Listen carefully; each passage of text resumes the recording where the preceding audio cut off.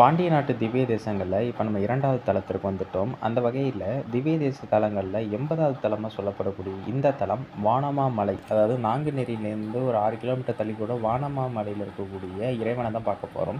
மிக முக்கியமாக சுயம்பு மூர்த்திங்க. 8 சுயம்பு மூர்த்தி திவ்ய தேச தலங்களில் இதுவும் ஒன்று. இந்த ஊருக்கு ஏன் இந்த ஒரு பேர் வந்தது அப்படின்னா, 4 ஏரி, அதாவது ஒரு குளத்தை வெட்டி அது 4 ஏரிகளாக இருந்தது நடுப்பகுதியில் இருக்கிறதுனால 4 நேரி அப்படிங்கிறது நாங்குநேரியாக இன்றைக்கி மாறிடுச்சு.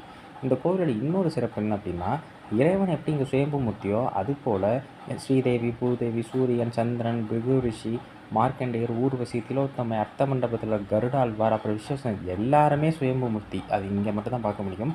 நம்மாழ்வாருடைய அப்பாவான காரிங்கிற பாண்டிய மன்னர்களால் கட்டப்பட்ட கோவிலாக சொல்லப்படுது. நம்மாழ்வார் மட்டும் இந்த கோவிலில் 11 பாக்கள் பாடியிருக்கிறார். இப்படி எண்ணற்ற விஷயங்கள் இந்த கோவிலில் இருந்தாலும் மிக முக்கியமான ஒரு விஷயமா பார்க்குறது நம்மாழ்வாருடைய தந்தை கட்டிய கோவிலாக சொல்லப்படுது.